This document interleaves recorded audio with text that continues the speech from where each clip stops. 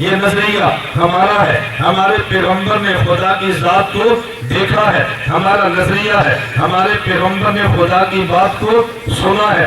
اب بہت سے لوگ وہ ہیں کہ جن کا عقیدہ یہ ہے کہ اللہ کے نبی نے خدا کو نہیں دیکھا۔ جب ہم دیوبند والے کہتے ہیں اللہ کے نبی نے خدا کو دیکھا ہے تو ہم حدیث پاک پیش کرتے ہیں۔ حضرت عبداللہ بن عباس رضی اللہ عنہما فرماتے ہیں ان محمدً قد رأى ربہ، ہمارے پیغمبر نے اپنے اللہ کو دیکھا ہے۔ تو ہم کہتے ہیں جب حدیث پاک میں آ گیا ہمیں مان لینا چاہیے۔ وہ لوگ جو حدیث کا نام بھی لیتے ہیں حدیث کو مانتے بھی نہیں ہیں، وہ کہتے ہیں ہم نہیں مانتے۔ ہم پوچھے کیوں نہیں مانتے؟ کہتے بجا پہلے قرآن ہے اور پھر حدیث ہے، اگر حدیث قرآن کے خلاف آ جائے ہم دیکھیں گے، قرآن کے خلاف آ جائے ہم حدیث کو نہیں مانتے۔ وہ کہتے ہیں قرآن پاک میں ہے لا تدرک الابصار، کوئی آنکھ بھی خدا کو نہیں دیکھ سکتی، اور تم نے کہا حدیث میں ہے اللہ کے نبی نے خدا کو دیکھا ہے، یہ حدیث قرآن کے خلاف ہے لہذا ہم نہیں مانتے۔ لیکن تو میرا جملہ سمجھنا، ہم دیوبند والے کہتے ہیں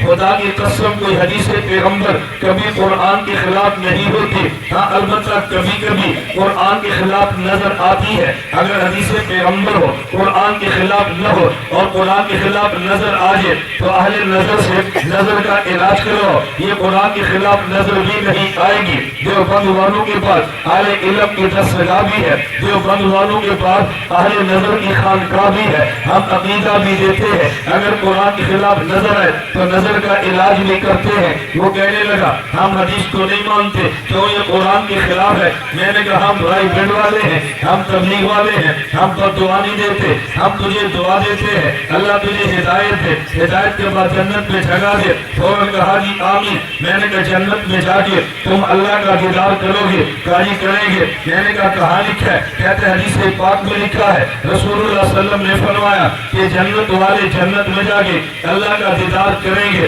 میں نے کہا جو حدیث تو نے بیان کی ہے اسے میں نہیں مانتا۔ مجھے کہتے کیوں نہیں مانتا؟ میں نے اس لیے کہ یہ حدیث قرآن کے خلاف ہے۔ جب قرآن نے کہہ دیا لا تدرک الابصار، کوئی آنکھ بھی خدا کو نہیں دیکھ سکتی، تو تو جنت میں جا کے دیکھے گا، یہ حدیث قرآن کے خلاف ہے، میں نہیں مانتا۔ جب اپنے اوپر بات ہے تو فوراً کہنے لگا نہیں آیت کا مطلب یہ نہیں جو آپ سمجھے ہیں۔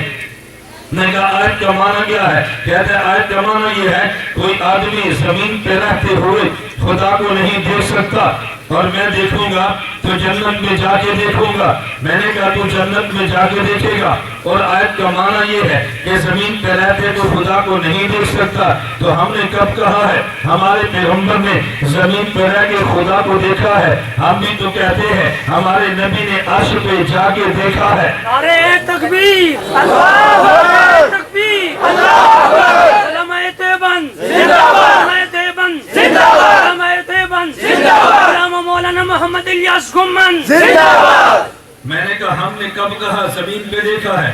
ہم بھی تو کہتے ہیں ہمارے پیغمبر نے عرش پہ جا کے دیکھا ہے، ہمارے پیغمبر نے بھی عرش پہ جا کے دیکھا ہے۔ اس لیے ہمارا نظریہ ہے ہمارے پیغمبر نے خدا کی ذات کو دیکھا بھی ہے، ہمارے نبی نے خدا کی ذات کو دیکھا بھی ہے، خدا کی بات کو سنا بھی ہے۔